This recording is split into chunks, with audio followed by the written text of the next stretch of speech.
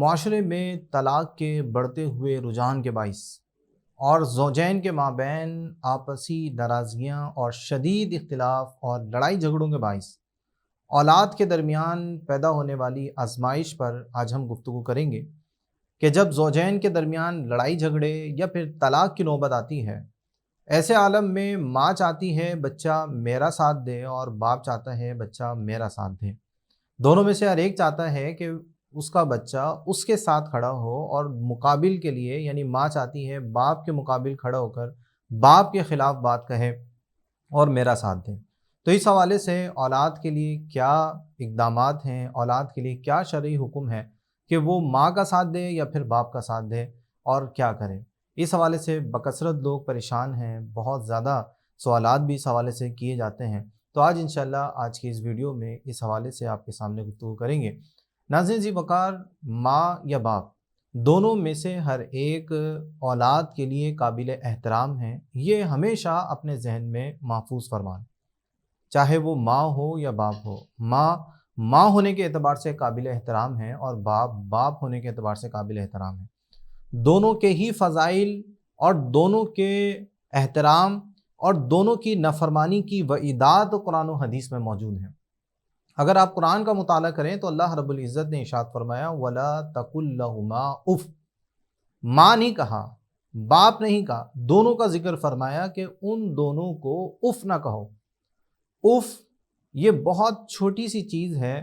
کہ والدین جب حکم کریں اور بچہ اف کہہ دے تو اس سے والدین کو اذیت کا سامنا ہے۔ اس سے بڑی جتنی بھی اذیت کی چیزیں ہیں وہ سب اس آیت کے حکم میں داخل ہونے کی وجہ سے ممنوع ہیں۔ والدین کے ساتھ بدتمیزی کرنا، کسی ایک کو مارنا، جھڑکنا، نافرمانی کرنا، وہ سب اس آیت کے عموم میں داخل ہونے کی وجہ سے ممنوع ہے۔ نبی پاک علیہ الصلوۃ والسلام نے ارشاد فرمایا اللہ کی رضا والدین کی رضا میں ہے اور اللہ کی ناراضگی والدین کی ناراضگی میں ہے۔ دونوں والدین ہمارے لیے، اولاد کے لیے قابل احترام ہیں۔ تو اگر کبھی ایسا ہو کہ والدہ والد کے خلاف بچوں کو بھڑکانے کی کوشش کرے یا والد بچوں کو والدہ کے خلاف کرنے کی کوشش کرے، اور خاص طور پر اس وقت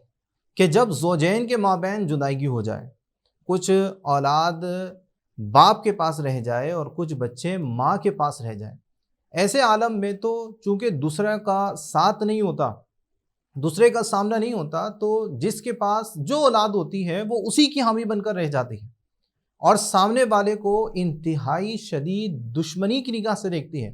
اپنا شدید دشمن تصور کرتی ہے۔ اگر وہ باپ کے پاس ہے تو وہ یہ نہیں چاہے گا کہ وہ ماں کے پاس جائے یا ماں سے بات کرے یا ماں سے سلام کرے، اور اگر ماں کے پاس کوئی بچہ ہے تو وہ باپ سے انتہائی شدید درجے کی نفرت رکھتا ہوگا۔ جبکہ زوجین کے مابین جدائیگی یہ کوئی ایسا امر نہیں ہے کہ جو اولاد کے رشتے کو ختم کر دے۔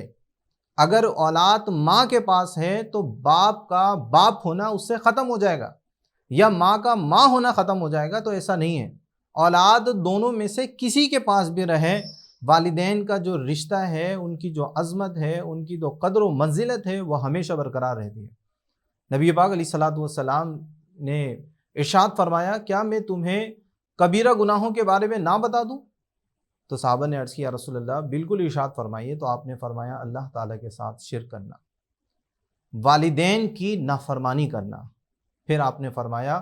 جھوٹی بات اور جھوٹی گواہی۔ حضرت عبداللہ بن عباس رضی اللہ تعالیٰ عنہ ارشاد فرماتے ہیں کہ نبی اکرم علیہ الصلوۃ والسلام نے ارشاد فرمایا جس نے اس حال میں صبح کی کہ والدین اس سے راضی ہیں تو اس کے لیے جنت کے 2 دروازے کھلتے ہیں، اور اگر ایک ہیں تو پھر ایک دروازہ کھلتا ہے۔ اور اگر کسی نے اس حال میں شام کی کہ والدین میں سے دونوں سے ناراض ہیں تو 2 دروازے کھلتے ہیں، اور اگر ایک ناراض ہو تو پھر ایک دروازہ کھلتا ہے۔ تو والدین میں سے ہر ایک ہمارے لیے جنت کے دروازے ہیں یا پھر جہنم کے دروازے ہیں۔ دوسری حدیث میں بھی نبی پاک علیہ الصلوۃ والسلام نے ارشاد فرمایا کہ اولاد کے لیے، حضرت ابو امامہ رضی اللہ تعالیٰ عنہ اس کے راوی ہیں کہ نبی پاک علیہ الصلوۃ والسلام نے ارشاد فرمایا کہ تمہارے والدین تمہارے لیے جنت اور تمہارے لیے دوزخ ہیں۔ اس کا مطلب یہ ہے کہ اگر آپ والدین کی فرمانبرداری کرتے ہیں، ان کا ادب و احترام کرتے ہیں، ان کی تعظیم و توقیر بجا لاتے ہیں، تو وہ آپ کے لیے جنت ہے۔ اور اگر وہ ناراض ہوں، ہم ان کی نافرمانی کریں، آپ ان کی نافرمانی کریں، ان کو ایذا دیں، ان کو تکلیف دیں، تو وہ تمہارے لیے جہنم ہے۔ ایک اور حدیث میں نبی پاک علیہ الصلوۃ والسلام نے خاص والد کی فضیلت کو بیان کرتے ہوئے ارشاد فرمایا کہ والد جنت کا درمیانی دروازہ ہے، اب اگر چاہو تو اس کا ادب و احترام کر کر، اس کی اطاعت کر کر اس کو محفوظ کر لو، یا پھر ناراضگی کے ساتھ اس کو ضائع کر بیٹھو۔ تو ناظرین اکرام، اولاد کو چاہیے کہ ایسے عالم میں کہ جب زوجین کے مابین، ان کے والدین کے مابین جدائیگی ہو جائے یا جدائیگی نہ ہو، گھر میں ہی ہو لیکن آپس میں لڑائی کے معاملات چل رہے ہوں، لڑائی کا ماحول ہو، تو پھر اولاد کو یہ سمجھنا چاہیے کہ اس کے لیے والدہ بھی جنت ہیں تو والد بھی جنت ہیں۔ کسی ایک کے حکم کو ماننے کے باعث دوسرے کی نافرمانی کرنا، دوسرے کو تکلیف دینا، یہ جائز نہیں ہے۔ یہ ذہن میں رکھیں کہ والدین کا حکم ماننا شریعت کو محبوب ہے، شریعت نے والدین کے حکم کو واجب بھی قرار دیا ہے، لیکن اسی وقت کہ جب وہ حکم دائرہ شریعت میں ہو۔ جب والدین میں سے کوئی شریعت کے خلاف حکم دینے کی کوشش کرے گا یا خلاف حکم دے گا تو اولاد کو اس پر عمل کرنا لازم نہیں ہے۔ اگر اولاد ایسے عالم پر اس پر عمل کرے گی تو گنہگار ہوگی۔ لہذا تمام ناظرین اس بات کو ذہن نشین فرما دیں کہ جس طرح والدہ قابل احترام ہیں، اسی طرح والد بھی قابل احترام ہیں۔ تو اگر کبھی بالفرض ایسا ہو یا آپ میں سے کوئی اس ماحول کا شکار ہو کہ والدہ والد کے خلاف بھڑکاتی ہیں یا والد والدہ کے خلاف کچھ بولتے ہیں، تو ان کی باتوں کی وجہ سے سامنے والے کے حوالے سے اپنے دل میں کوئی بدگمانی یا تنگ نظری پیدا نہ ہونے دیں۔ ایسا نہ ہو کہ والدہ اگر والد کے خلاف کچھ باتیں کر رہی ہیں تو والد کی قدر و منزلت نگاہ میں کم ہو جائے،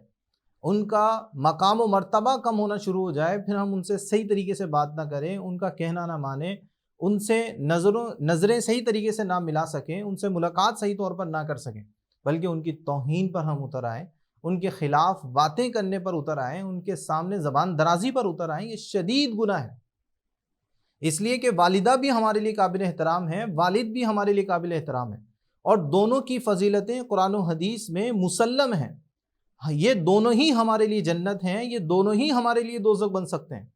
ان کے وہ احکامات ذہن میں رکھیں، ان کے وہ احکامات جو شریعت کے دائرے میں ہیں، صرف انہی کو ماننا ہماری ذمہ داری ہے، وہی ہم پر لازم ہے۔ اگر ان میں سے کوئی بھی شریعت کے خلاف کوئی حکم دیتا ہے تو اس پر عمل کرنا ہم پر لازم نہیں ہے، بلکہ اگر ہم اس پر عمل کریں گے تو گناہگار ہوں گے، کیونکہ والدین سے کئی گنا زیادہ، والدین کے حکم سے فوق ہماری شریعت کا حکم ہے۔ تو شریعت انہی معاملات میں ان کا حکم ماننے کی اجازت دیتی ہے جو اس کے دائرے میں ہوں۔ جہاں اس کی خلاف ورزی لازم آئے گی تو ایسا حکم ماننا اولاد کے لیے ضروری نہیں ہے، بلکہ نہ ماننا لازم ہے۔ اسی عالم میں اگر والدہ ناراض ہوتی ہوں یا والد ناراض ہوتے ہوں تو اس ناراضگی سے اولاد کے لیے کوئی نقصان نہیں ہے، اللہ رب العزت درگزر فرمائے گا۔ تو لہذا اولاد کو چاہیے کہ ایسے عالم میں بہت ہی حکمت کے ساتھ، بہت ہی پیار کے ساتھ دونوں کے درمیان محبت، الفت قائم کرنے کی کوشش کریں، والدہ کو راضی کریں کہ وہ والد سے راضی رہیں، اگر والد ناراض ہیں تو والد کو راضی کریں کہ وہ والدہ سے راضی ہو جائیں۔ ان کے درمیان کی جو لڑائی ہے، ان کے درمیان کے جو معاملات ہیں، اس کو ختم کرنے کے لیے حتی الامکان کوشش کریں۔ اگر بالفرض نہیں ہوتے ہیں تو اولاد کو چاہیے کہ دونوں میں سے کسی کی ایک طرف نہ ہو، جب والد کے پاس ہو تو والد کی قدر و منزلت اور ادب و احترام بجا لائے، اور جب والدہ کے پاس ہو تو ان کا ادب و احترام، ان کی قدر و منزلت بجا لائے۔ دونوں کا ادب، دونوں کی تعظیم، دونوں سے محبت، دونوں سے ہی الفت رکھے۔ اور والدین کو بھی چاہیے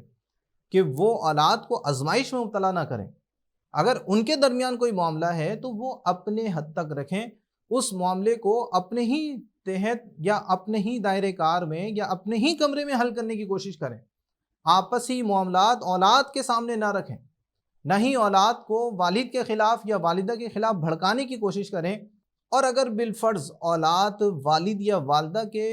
حکم کے تحت دونوں میں سے کسی ایک کی توہین، گستاخی، نافرمانی اور شدید ایذا رسانی پر آ جائے تو آپ بتائیے کیا اولاد کے لیے یہ دخول جنت کا سبب بنے گا یا جہنم کا ذریعہ اور سبب بنے گا؟ اللہ تعالیٰ اس سے راضی ہوگا یا اللہ تعالیٰ اس سے ناراض ہوگا، کیونکہ دونوں کی رضا میں اللہ کی رضا ہے، اللہ تعالیٰ کی رضا دونوں کی رضا میں ہے، دونوں والدین کی رضا میں ہے، اور اللہ تعالیٰ کی ناراضگی دونوں کی ناراضگی میں ہے۔ تو اگر کوئی ایک بھی ناراض ہو تو جہنم کا دروازہ اس کے لیے کھل جاتا ہے۔ لہذا کوشش کریں بہت ہی حکمت کے ساتھ، والدین بھی اپنے معاملات کو اپنے تحت رکھتے ہوئے اس کو حل کریں، اور اولاد کو بھی چاہیے کہ دونوں میں سے ہر ایک کی قدر و منزلت اپنے دل میں رکھیں اور معاملے کو بہتر انداز میں حکمت کے ساتھ حل کرنے کی کوشش کریں۔ السلام علیکم ورحمۃ اللہ وبرکاتہ۔